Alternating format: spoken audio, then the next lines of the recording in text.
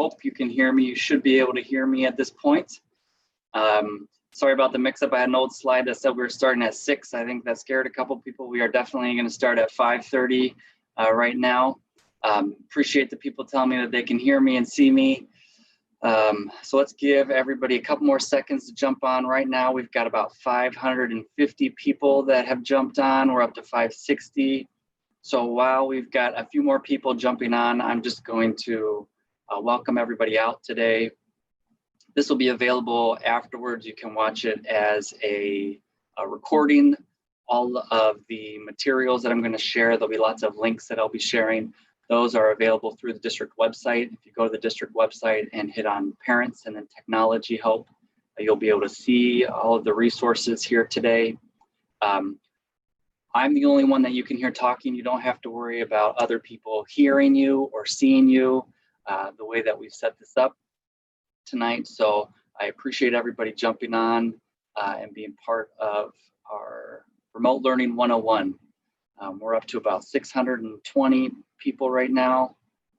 So let's go ahead and get started. You know what I'm going to do is I'm going to do one more thing here to help the sound out.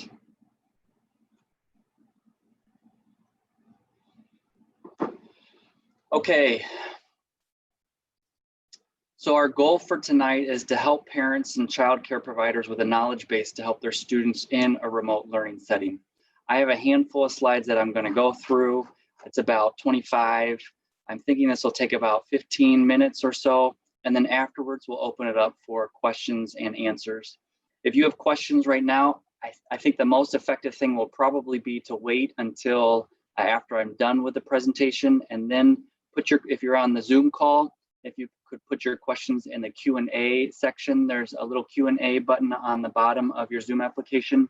If you're watching live on YouTube, the best thing to do probably is to not write anything in the comment section unless you have a specific question.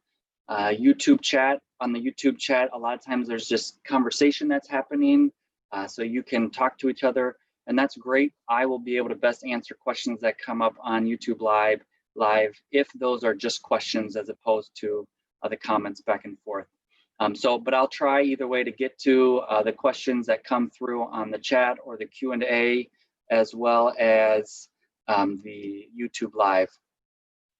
This is a presentation that's being given to parents both here digitally, and we do have some in-person sessions both in English and Spanish at the same time. It's also being given to a handful of different child care providers in the region, and we'll be making it available afterwards. So let's get started. The first thing probably to do is to recognize that all of our students, kindergarten through 12th grade this year, are getting a Chromebook. There are pickup times scheduled this week. If you haven't yet heard when or your pickup time for your school is, especially for the elementary school students, please contact your school to find out the details about that. Most of the middle school and high school students already have a Chromebook from last year. Some of those will need to be replaced as the year goes, but students can definitely start with the Chromebook that they had last year if they still have that. When you log into your child's device, this is a printable that's available on the district's website. There's really two things you need to focus on. When you start out in the bottom right hand of the screen, there's a settings option. And when you click on the settings option, then in the top left, there's a Wi-Fi option, and you have to click there, find your home internet network or your home Wi-Fi name, and connect that to your home Wi-Fi. Once you get into and connect to the internet, then you're able to log in with your child's credentials, or your child is able to log on with their credentials. For the high schools and the middle schools, their username to log in is S and then their student ID number. And they have a password. The password is the same password as it was last year. When new students are logging in for the first time, we have a generic password, this District 120 for the year 2020, I assume. Elementary students have a different password login combination that's a little bit easier for the little kids to remember. And those will come specifically with your Chromebook. You'll get some instructions when you pick up your Chromebook this week at your school. On the first day of school and every day after that, students will have to log in online to access their remote learning plans. Those are found, the easiest way to explain that is by going to district100.com. And then in the top right-hand corner, you can see a little GIF that's rotating through here. In the top right-hand corner of district100.com are all the schools. If you click on your school, you'll be brought to your school's website. And each of the school websites have a gray button called Remote Learning. And if you click on that button, it will give students an option, all the options for all the different teachers, explain to them how to log in. Once they click on their individual teachers or the students or the school's login button through that remote learning page, then they'll be able to access the child's teachers and instructions for that day or for their week. The schedules for our students are pretty well put together, I think, compared to last year. We're really grateful for the opportunity that we've had both last week and this week to make some really consistent regular schedules for students. It's really important for students in a long-term remote learning setting to have some consistency and some reliability in their schedule. So here's what an elementary schedule looks like, and then I'll go through middle school and high school. If you have kids that are in early childhood, you have a truncated schedule because early childhood is half a day. There's a morning session and an afternoon session. And you should have gotten or be receiving letters with specific details on what those half-day sessions look like. But generally at 8:30, students will all need to log into a virtual morning check-in. Again, they can find the details of that by going to district100.com, selecting their child's school, clicking on remote learning, and then accessing their child's teacher's page. All families should get an email this upcoming Friday as well from their teacher with specific details of how to do that. We'll try to get the information to you in lots of different ways. So at 8:30, there's a whole class virtual morning check-in. This is real time. The students will interact with the teacher through what's called Google Meet. That's our video conferencing software. Then after 8:30, after they have the whole class virtual morning check-in, there are hour-long instructional blocks. So the first one might be math, the second one might be reading. At 11 o'clock, all the elementary school students have lunch. There's an instructional block of either social studies or science. Then there's an instructional block for the special for the day. It might be art, music, or PE. And then there's 30 minutes of student independent work. Each of those hour-long blocks actually consists of a couple different things.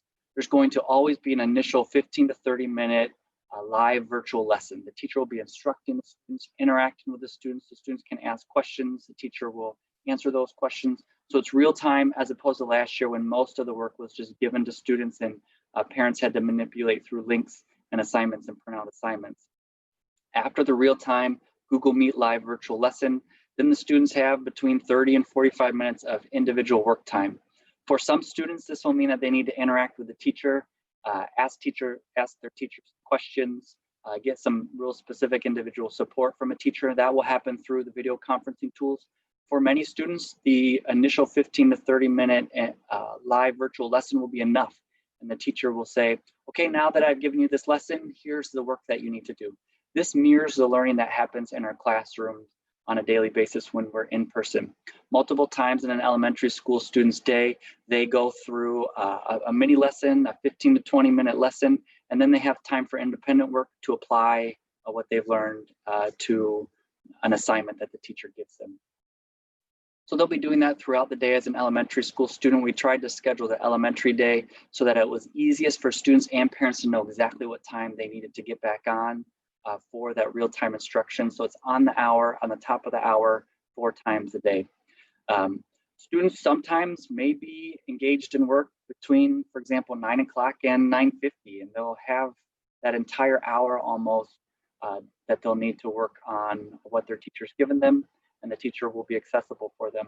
But sometimes a student might get done with the work a little bit early, and it's good for them to get away from their computer screen, walk around the house, maybe get a snack, because students do that in real life in the elementary schools. They have a lot of time where they're moving around, talking with their peers, maybe grabbing a snack for the day.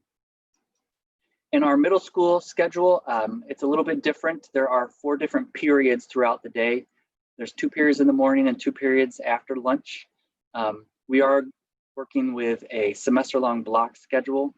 So students will only participate in half of their classes at any given quarter or semester. This was with the hope that when we come back in person, we'll be able to keep our cohort sizes small, and students will interact with less students, less peers throughout the day, and teachers will interact with less students and peers throughout the day. That's best for mitigating any type of health risk. So each of these blocks, let's say the first block starts at 8:45, that block starts and ends with a virtual whole class check-in. And then during the block time, students will have a combination of real-time instruction and independent student work. This again mirrors the experience that middle school students have. Oftentimes there's a mini lesson or some type of whole class activity at the beginning. Students have independent work throughout the middle of the period, and then the teacher will bring them back together at the end of the period. Again, that virtual whole class check-in at the beginning and the end is real time. Students will be interacting with their teachers through our video conferencing tool. The high school schedule is very similar.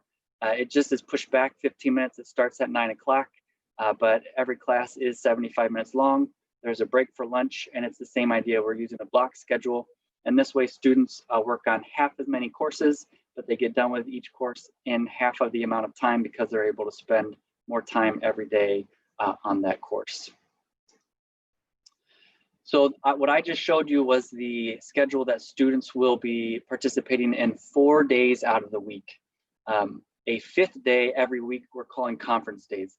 One of the pieces of feedback that we received from parents in the spring, although everybody's was very gracious and recognized that this was new for everybody, parents did say, you know what, we need more contact with the teachers. We need more individual conversations with teachers. And so we have 1 day a week what we call a conference day. On this day, students will still have assigned work to do.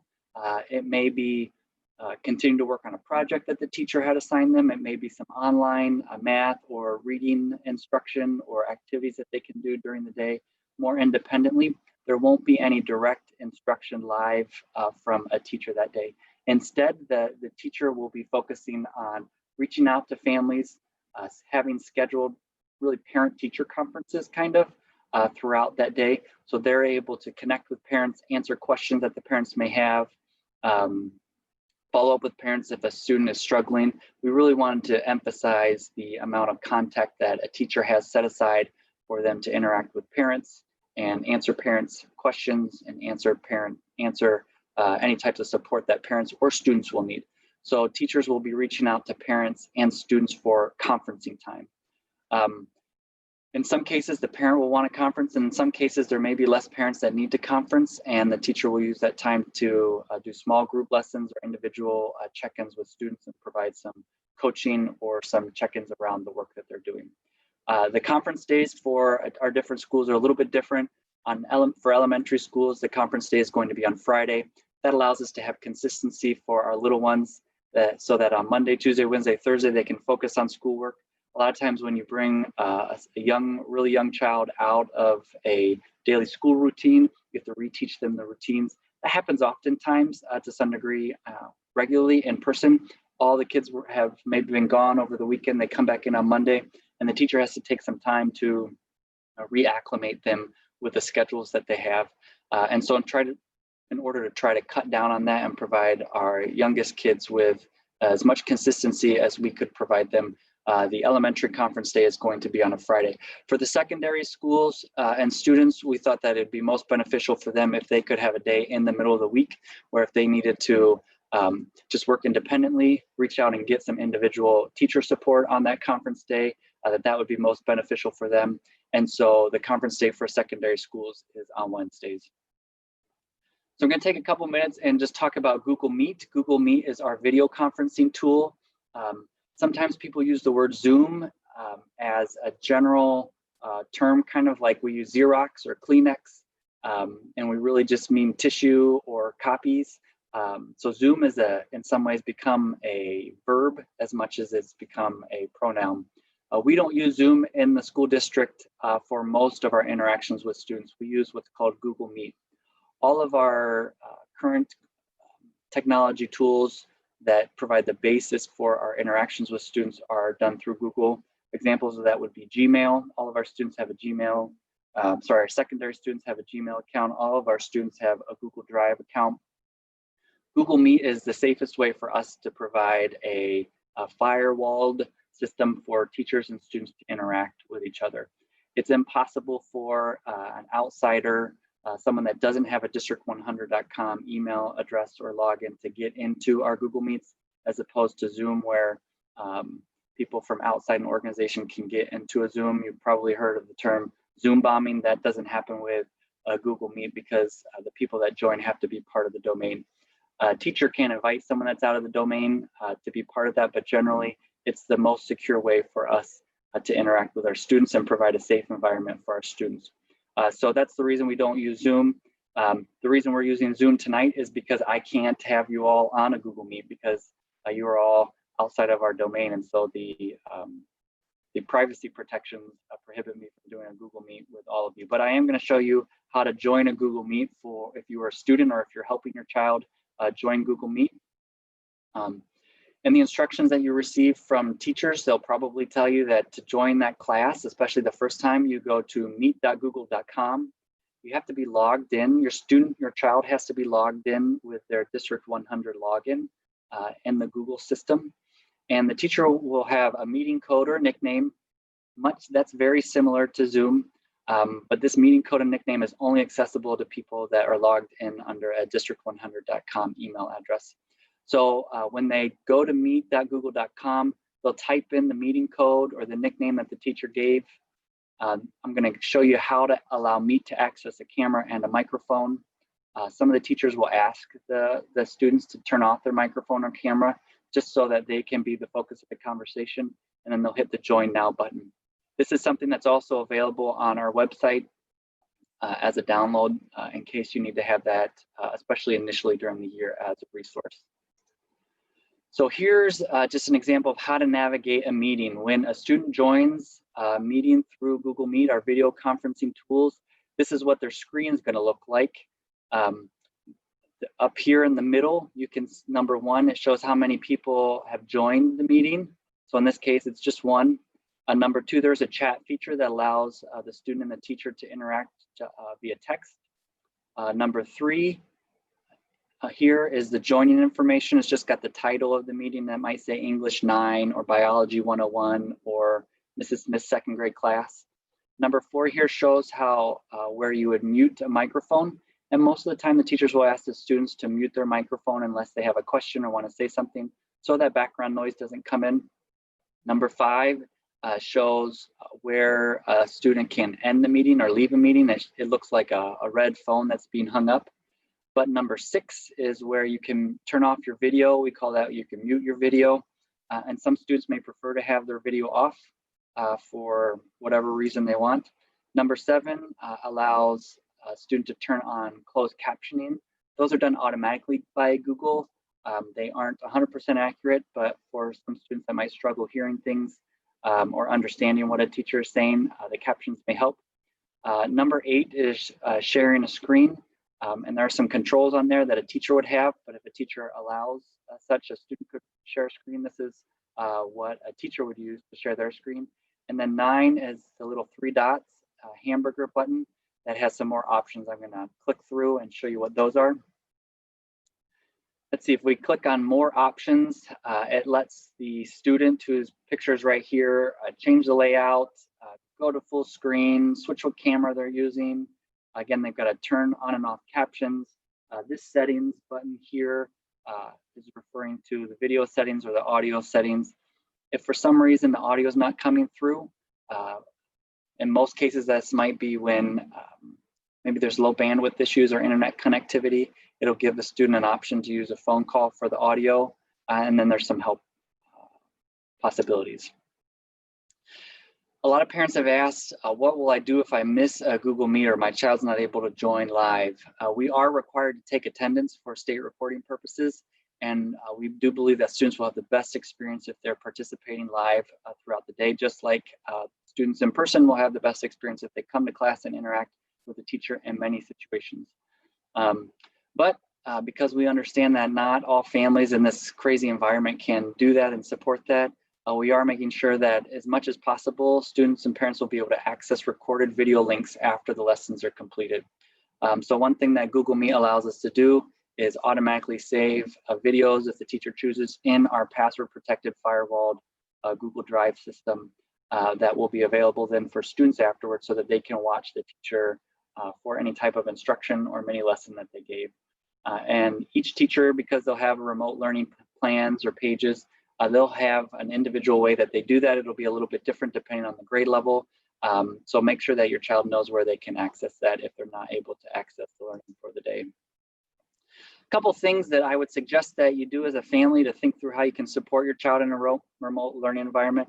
The first is to really think about a daily schedule. If you haven't yet sat down as a family to talk about your daily schedule, I'd really encourage you to do that.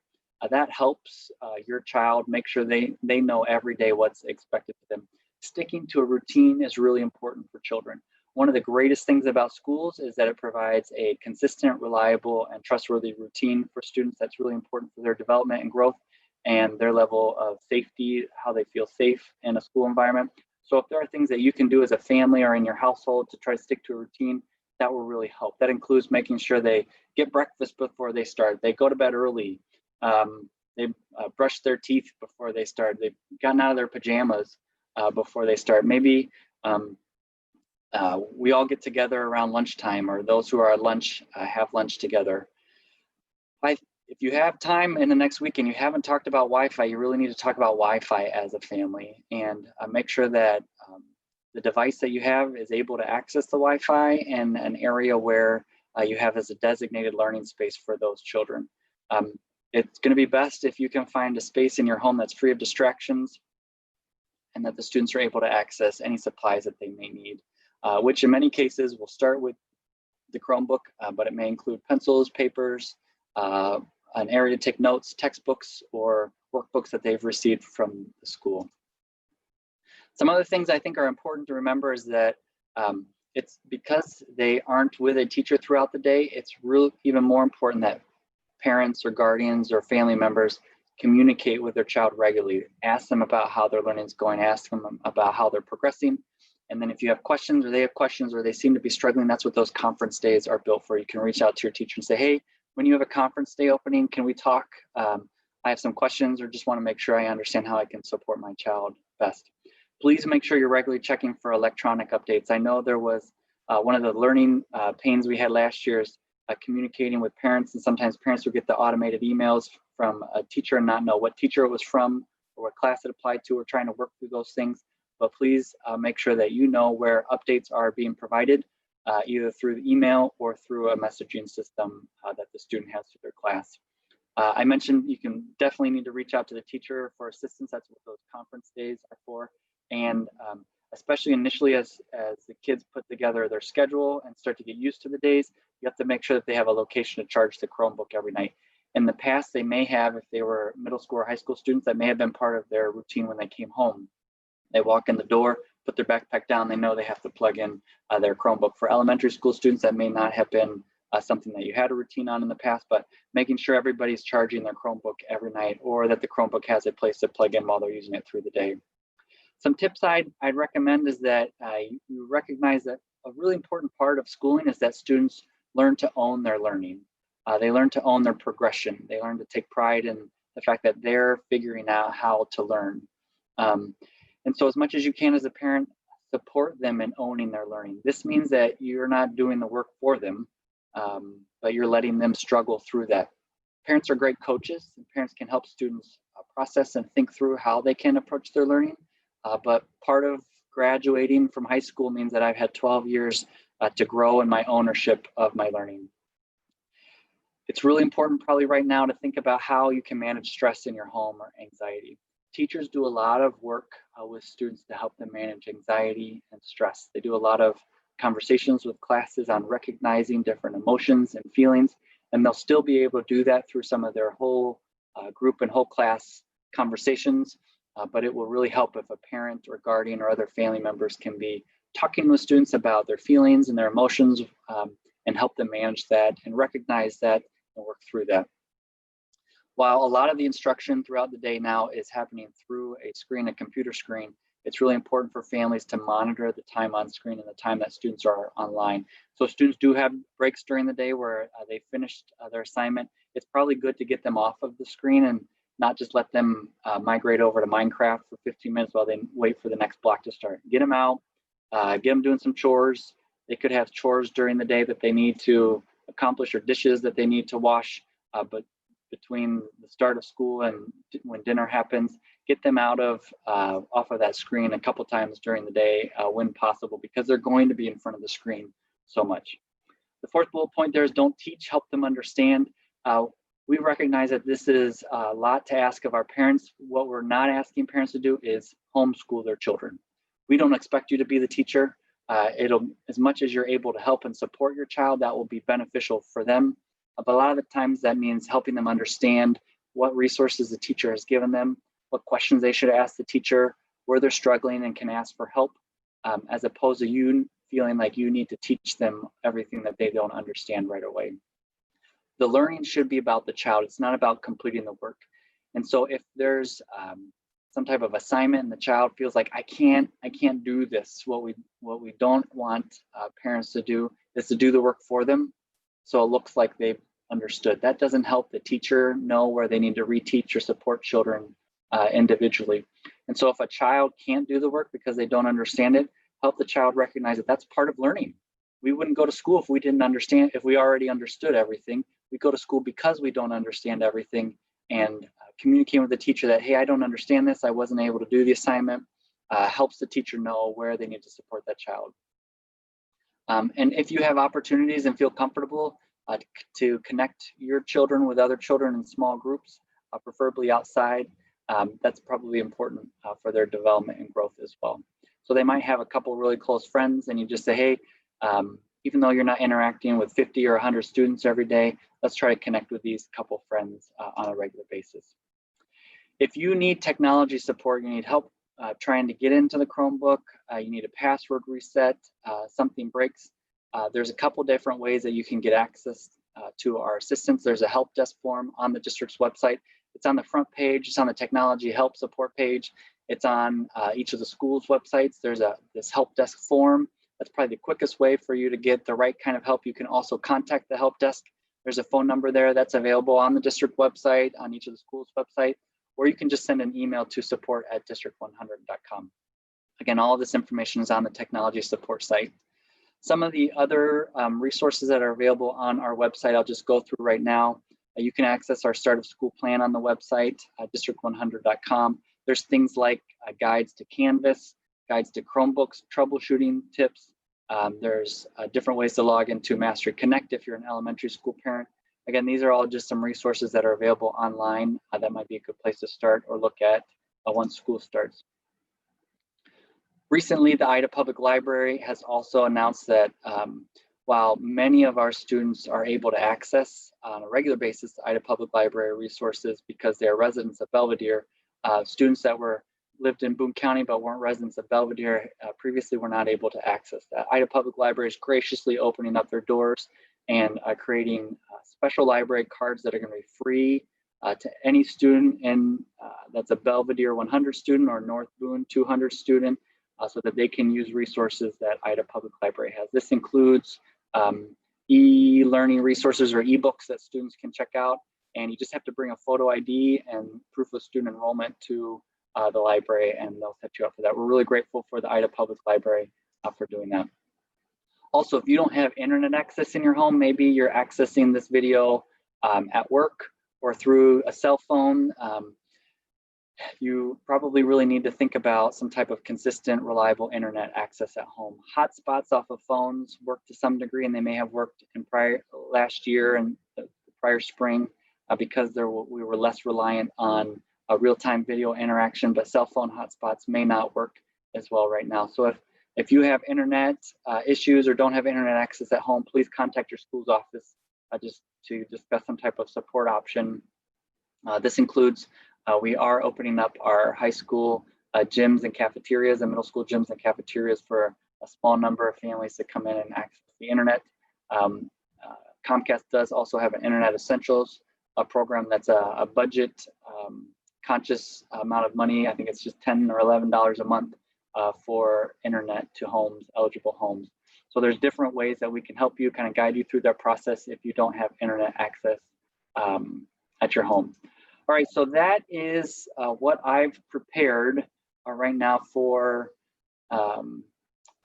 see, that's my spiel, I guess I would say. I'm gonna jump over to the question and answers that have been put into the Zoom, and then I'll jump over and try to see if there are questions I can access on YouTube. So if you're on YouTube, if you could wait, pause on your comments and just only answer questions or ask questions, I'll be able to see those as opposed to just some of the conversation that's happening. Let's see, so we got a question here. How long are students locked into the schedule? What if the CDC or the Illinois Department of Health elects to open things up end of semester? That's a great question, Michael. We are hoping to get back in person as soon as we can. So right now we're targeting the end of the first quarter. We're hoping that by the end of the first quarter, there'll be some better ways for us to get students into the building while still being able to follow the Illinois Department of Public Health guidelines. The Illinois Department of Public Health guidelines do prioritize physical health and safety above a lot of other things that schools would normally do on a regular basis. And so one of the main reasons why we're not opening up in person is because of the likelihood that we would have to send students home so often, that our teachers would be sent home so often to quarantine, not because necessarily they got COVID at the school, but because if you have contact with somebody that has COVID, or if there's a probable case even in the school, sometimes individuals are asked to quarantine. We've already had over 20 individuals that have had to quarantine that are employees just this month in August. And so the ability for us to provide a consistent and reliable experience for our students seem to be low. So the earliest that we would open back up would be first quarter. And in all likelihood, we'll have to start communicating that about 4 weeks ahead of time. First quarter will end right at the beginning of November. So when we get towards the end of September, first week of October, we'll have to start communicating with families, because even if we do open up back to in-person, we will still need to, according to Illinois State Board of Education guidelines, we'll still need to offer families an opportunity to stay at home. So we'll have to start that communication process and let parents choose if they want to come back in person or continue remotely as early as the beginning of October. And we'll just have to kind of see how things go and how they're going at that point. We got another question. Do students have to log in on their off day if they have no work or conferencing needed? Great question, Melanie. So we aren't taking attendance per se on the conference days. Teachers will assign work for them to do that day, but if they finish their work early in the morning, they don't need to log off anywhere. There's no place for them to check in that day. There's just a work assignments for learning activities that they'll be asked to do during that day. So there's no attendance on that conference day. That's a great question. High schoolers, Lucy asks, high schoolers need to choose what classes they are taking in the first quarter. I'm really confused because there are 8 classes in the schedule. Great question, Lucy. So let me explain this again. In a block schedule, in a traditional schedule, there are 8 classes. Actually, it's 7 classes that high school students take throughout the year. In our block schedule, we're taking, and they take all 7 of those classes every single day for about 40 minutes. In our block schedule, they take half of their classes over half of the period of time. So they spend twice as much time every day for a shorter period of time taking those classes. It's probably closer to a college approach to classes. In a college, you only take classes for a term. You don't ever take a year-long class. So we're taking those year-long classes and we're spending twice as much time on them every day so that we can finish the class in twice the amount of time. Students will still have a schedule that shows all of their courses, but first semester they only take half of them, and then second semester they take the other half at the high school level. In the middle school level, they're going to switch every quarter. So they'll take half of their classes first quarter, they'll switch and take the other half second quarter. Then they'll start over first quarter of the second semester, or third quarter. They'll start again with that initial 4 classes. And then that fourth quarter or the second quarter of the second semester, they'll take the other courses. This is primarily designed to help when we return back in person, decrease the amount of individuals that a student interacts with.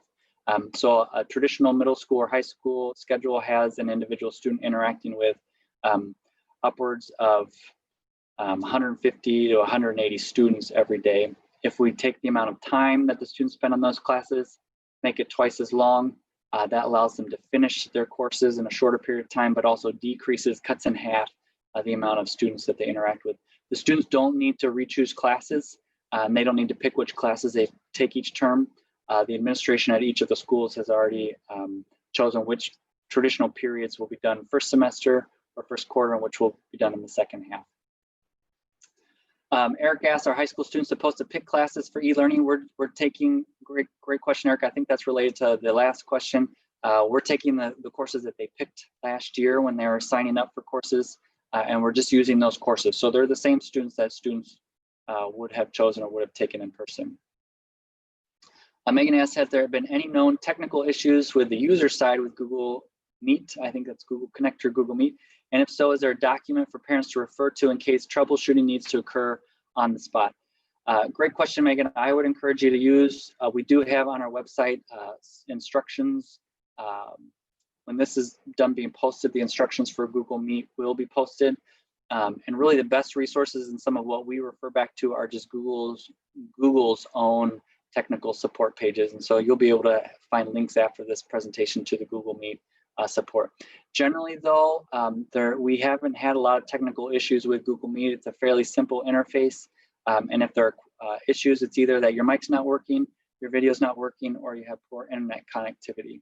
But you'll be able to access the slides that I shared today online. Nora asks, how do I successfully support my high school child who has learning difficulties and an IEP when I've never been able to successfully teach him from home in the past? Nora, this is the great challenge of this upcoming year is parents are being asked, I recognize, to do things and be in a role that they've not had to be in traditionally. And maybe if they've tried to do that or tried to do that last spring, they were unsuccessful for that.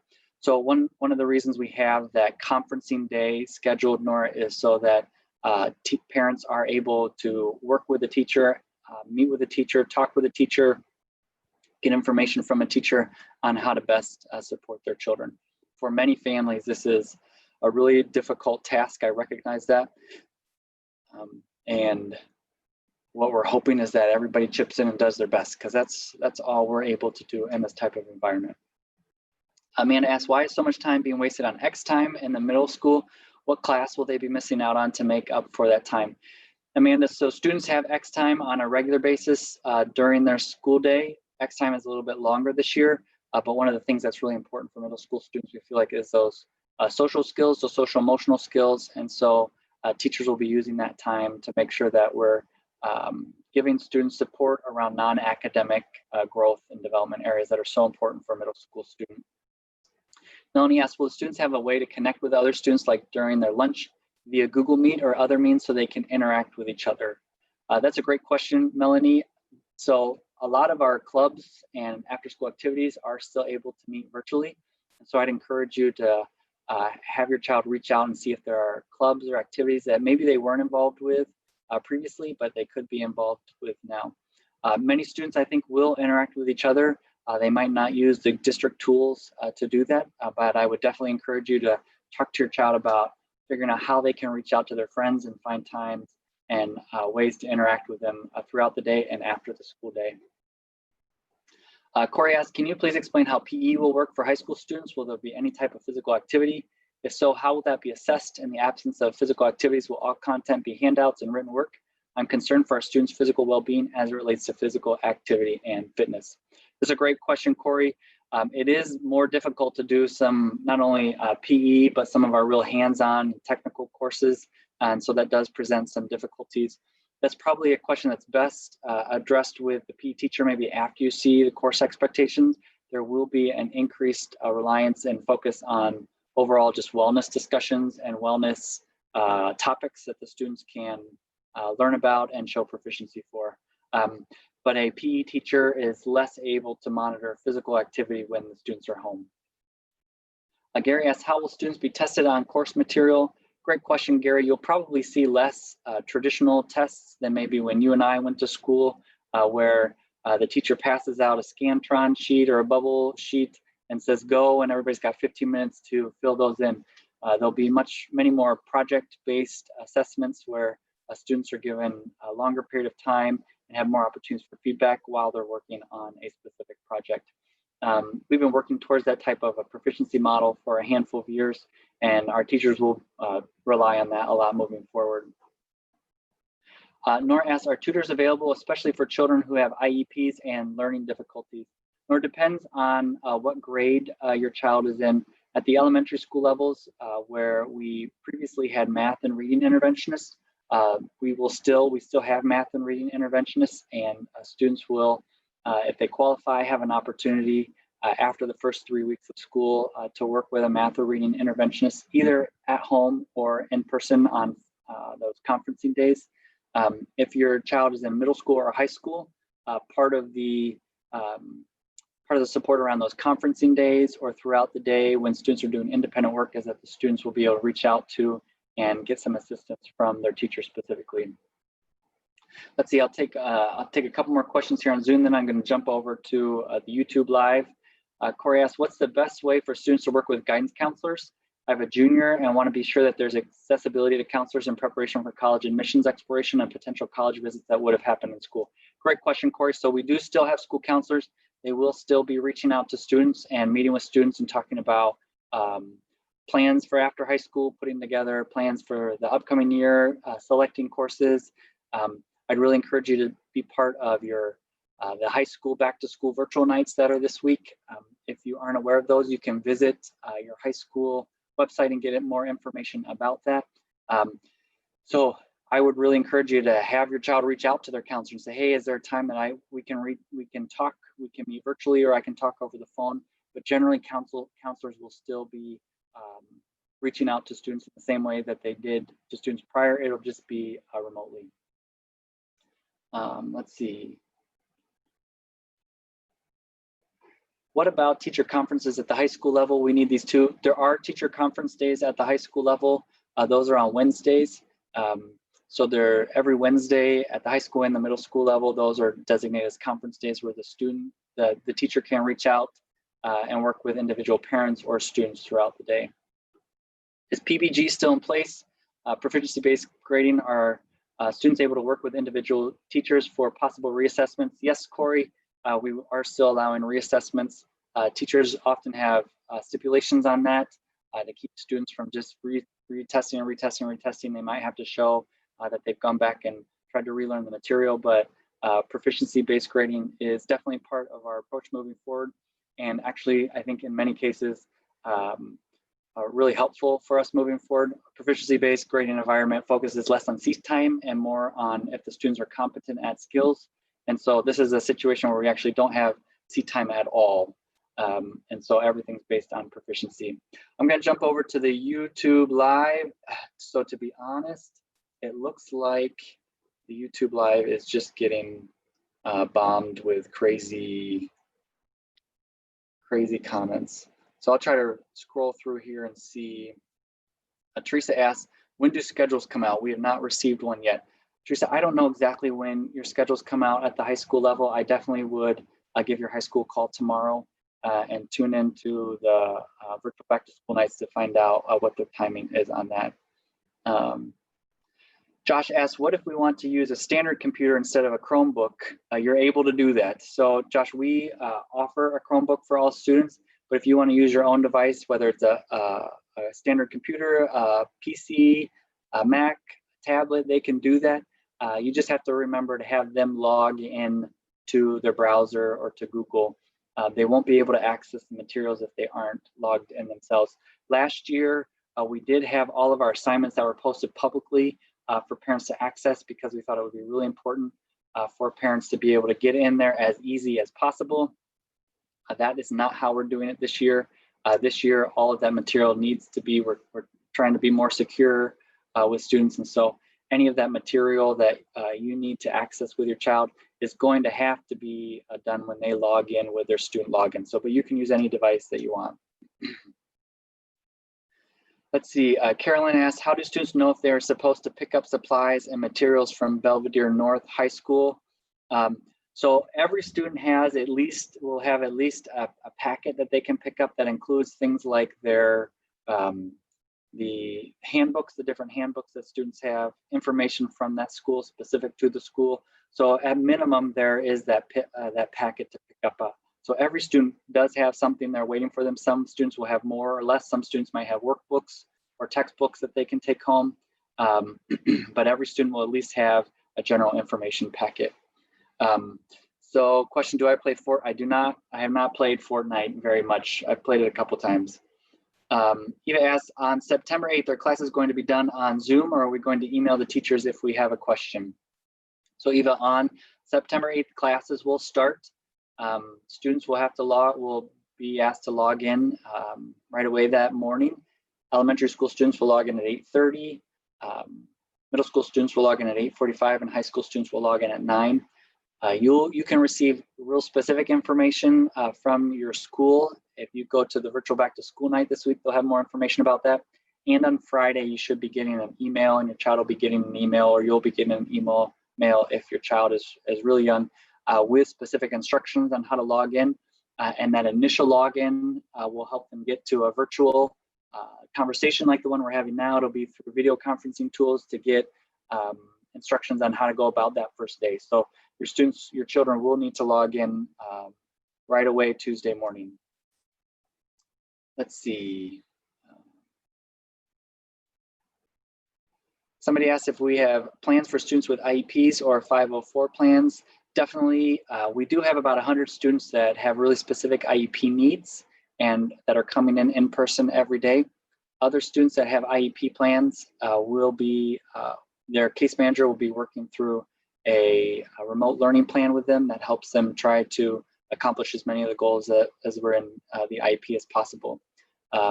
This is definitely a unique time, and so those remote learning plans are really important. And so if your case manager reaches out to you, please make sure to get back with them on that. Let's see. I'm looking for other questions that I haven't answered yet. Here's a question for middle schoolers in accelerated classes with the online classes. Will those still be accelerated? Yes, they will still be. Middle school students who were in accelerated classes, those are still happening the same way. Let me see.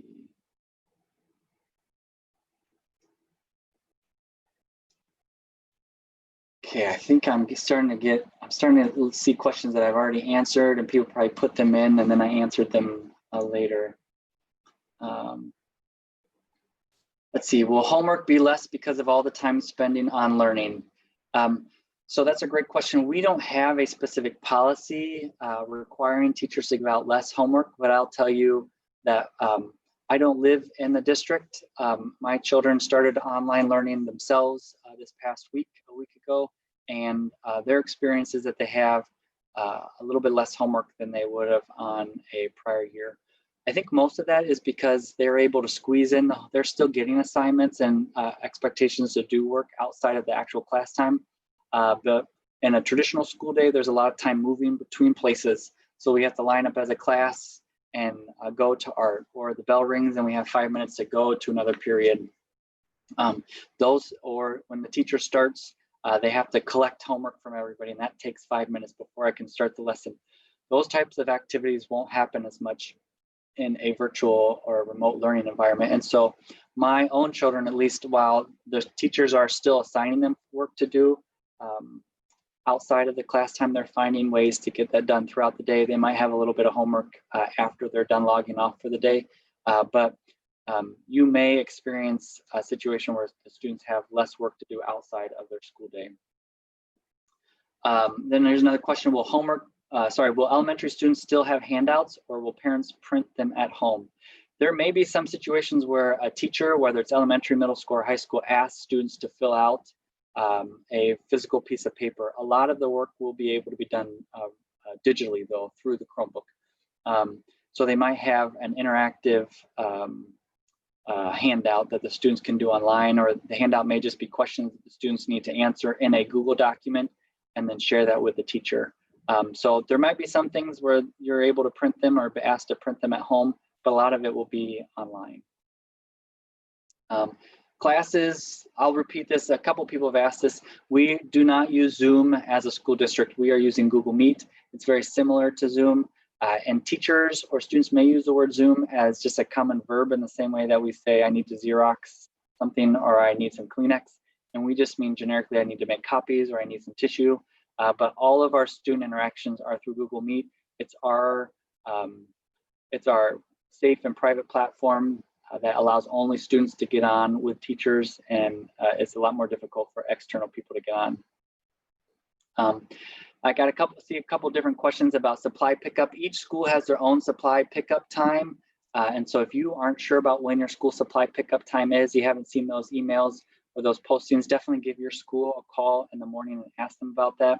They happen over a couple days this week. And while we aren't having students come in person for the most part, our schools aren't closed. This isn't a lockdown scenario like we were in last spring. So if you need to come into the school to pick up something, you definitely can do that. I'd ask you to give the school a call, talk to the secretary and find out when a good time to come in is, and make sure that they're going to be able to have the materials that you need when you come in, or if you're just coming to drop something off, so they're ready for you.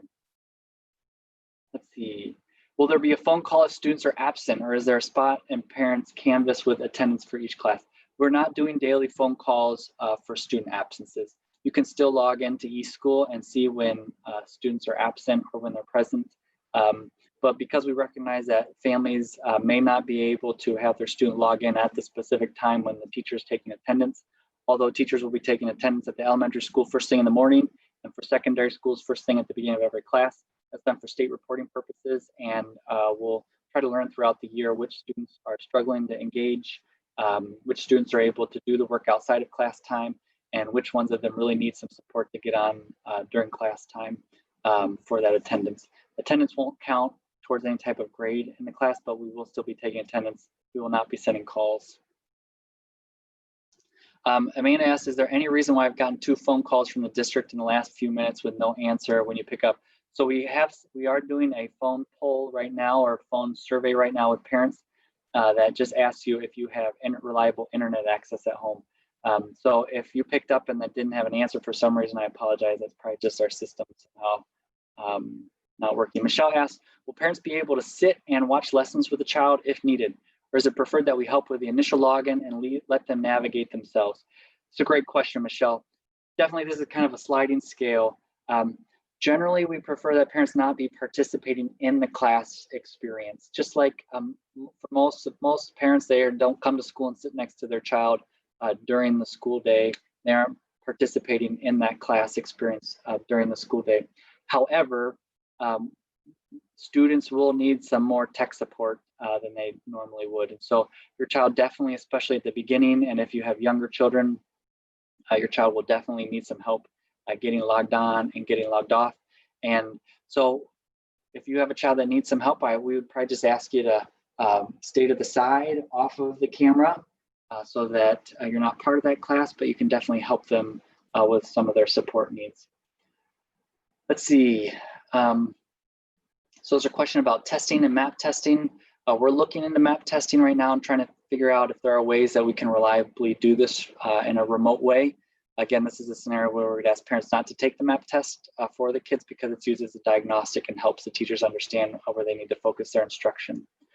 Michelle asks, are there any early out days or snow days? There are no early out days scheduled for the year. That conference day is when we have professional development as well early in the morning with our teachers. And so that serves the purpose of the early out or the late start day. So we don't have any early out days. I think there's a good chance that even if we come back in person, we won't have any weather emergency days because we'll hopefully students will be able to access learning from home, even if we go back in person because they've had practice doing that for a while. Kayla asks, my twins are in 2 different classes for pre-K. We have 1 laptop in our household. I cannot access 2 live lessons at once, and pre-K students will not be issued a Chromebook. That's correct, Kayla. Because of just funding reasons and state requirements, we're not offering Chromebooks to early childhood students. If you're not able to access, whether your child's in early childhood, 1st grade, 9th grade, 3rd grade, whatever grade they're in, All of those live interactions will be recorded so that parents can access those afterwards. Let's see. So I see a couple other questions about what's expected of students who have both parents working and cannot be logged on during the set time for class. We definitely understand that. So while we're taking attendance, and we'll show on our state reports which students were logged in during that time, that attendance won't impact a child's grade directly. And the teachers will be recording and making those recordings available for students and parents to access outside of the class time. They may be a day later, for example, so maybe Tuesday's lesson, you're able to access as a family.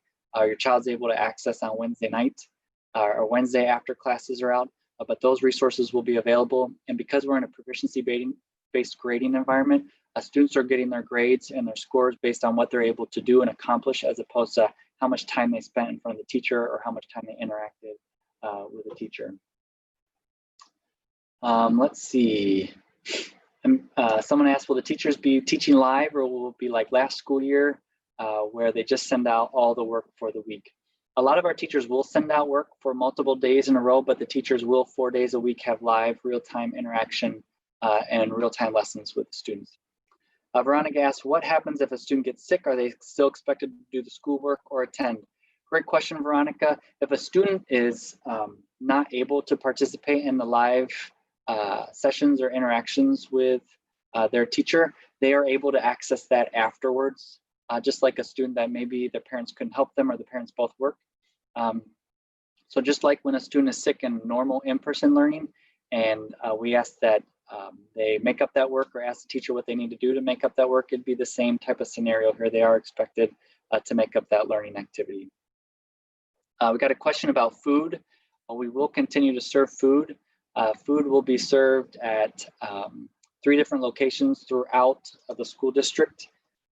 I don't remember what they are offhand. South Middle School, Washington Elementary, and let me look up the third one. The difference about food this year is that it's not free for everybody. So here in Belvedere Central Middle School. So we're gonna have meal pickups on Mondays and Thursdays between 7:30 and 9:30 at 3 locations: Belvedere Central, Washington Academy, and Belvedere South Middle School.